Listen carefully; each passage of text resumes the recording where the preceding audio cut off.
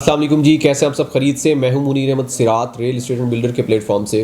Viewers, आज की जो हमारी वीडियो है ये है कि बहरिया टाउन में इन्वेस्टमेंट करने से पहले किन किन बातों का ख्याल रखना है और इन्वेस्टमेंट के करने के लिए हमें क्या क्या चीज़ें सोच समझ के आगे कदम उठाना चाहिए।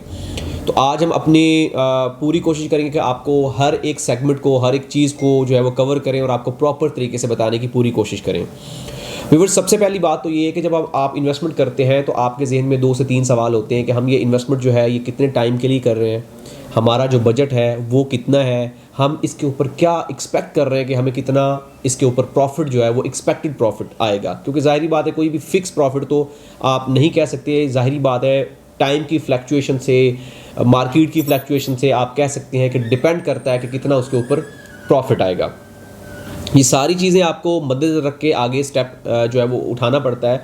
तो इन्वेस्टमेंट करने के लिए सबसे पहली जो चीज़, मेजर चीज़ है, वो आपका बजट होता है कि आपको बजट में चीज़ें देखनी होती हैं। अपने बजट में रह के चीज़ों को देखना होता है, सर्च आउट करना होता है और चीज़ों को लेके कंटिन्यू करना होता है। इन्वेस्टमेंट करने के लिए सबसे पहली चीज़ तो ये है कि आपको अपने बजट में रह के इन्वेस्टमेंट करनी है। हमेशा एग्जाम्पल के तौर पे आपके पास करोड़ रुपए का बजट है या आपके पास 10 लाख का बजट है, तो आपने अपनी कोशिश ये करनी है, जो मेरे नज़दीक ये है कि आपने जो इन्वेस्टमेंट करनी है वो करोड़ की नहीं कर देनी है। आपने कोशिश करनी है कि आप 70 लाख 80 लाख एटलीस्ट आप, या आप मतलब बड़ी छलांग लगाते तो 90 लाख की इन्वेस्टमेंट करें कि आपके पास कुछ amount as a save money, या आप कह सकते हैं कि एक्स्ट्रा मनी आपके पास सिक्योर रहे कि आपको मतलब दुनिया के दूसरे सर्कमस्टांसेस में जो है ना वो प्रॉब्लम या किसी किस्म का इशू फेस ना करना पड़े।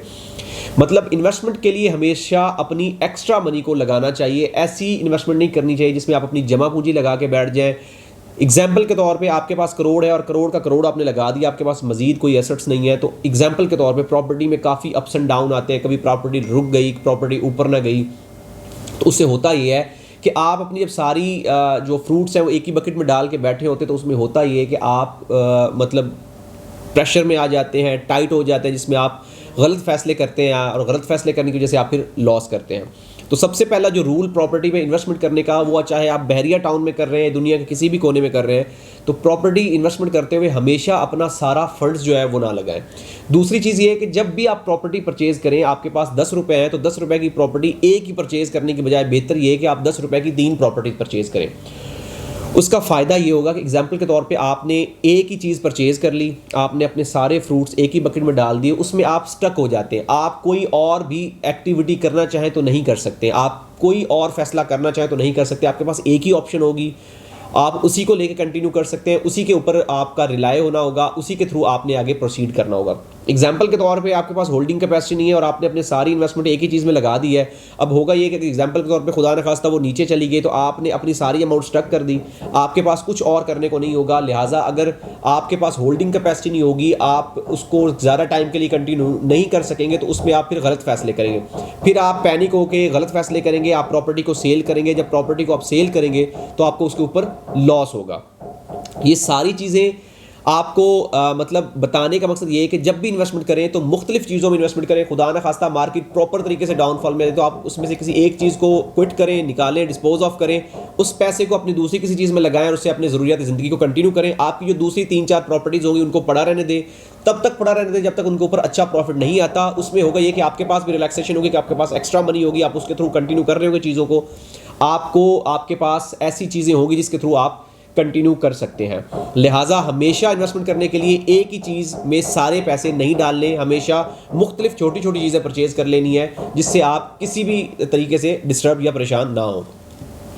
तीसरी सबसे बड़ी मेन चीज़ ये है कि आप कोई भी प्रॉपर्टी इन्वेस्टमेंट करने से पहले अपने अंदर एक प्लानिंग कर लें कि आप लॉन्ग टाइम इन्वेस्टमेंट कर रहे हैं या शॉर्ट टाइम इन्वेस्टमेंट कर रहे हैं।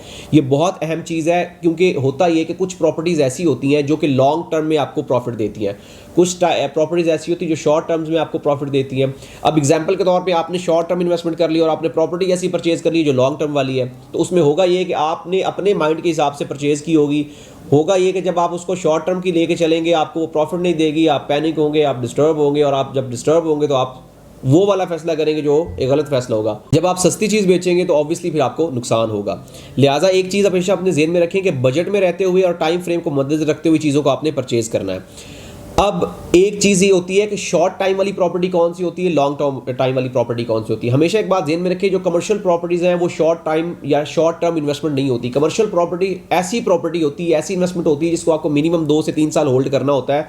अगर कोई एक्स्ट्रा ऑर्डनरी इन्वायरमेंट बन जाता है, कोई एक्स्ट्रा ऑर्डनरी मार्केट ऊपर जाती है तो फिर तो एक अलग बात है, लेकिन एक रूटीन में अगर एक ओवरऑल जनरल बात करें तो कमर्शियल प्रॉपर्टी आपको उस तरीके से प्रॉफिट नहीं देती शॉर्ट टर्म में जिस तरह से उसको देना चाहिए। वो हमेशा लॉन्ग टर्म में प्रॉफिट देती है, लेकिन वो लॉन्ग टर्म में जो प्रॉफिट उसका होता है वो मिलियंस में होता है, उसमें बहुत ज़्यादा प्रॉफिट होता है।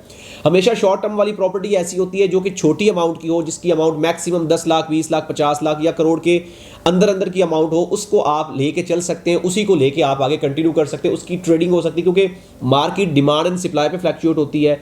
जो महंगी चीज़ होती है वो हर बंदे की डिमांड में नहीं आती, हर बंदा उसको नहीं परचेज कर सकता, अफोर्ड कर सकता है। हमेशा सस्ती प्रॉपर्टी ही हर बंदे की रेंज में आती है, हर बंदा उसको अफोर्ड कर सकता है। लिहाजा ऐसी प्रॉपर्टी का इंतखाब करें शॉर्ट टर्म इन्वेस्टमेंट के लिए जो कि हर बंदे की रेंज में हो, हर बंदा उसको अफोर्ड कर सकता हो। उसमें यह है कि आप उसको रोलिंग में ला सकते हैं, उसको सेल परचेज कर सकते हैं।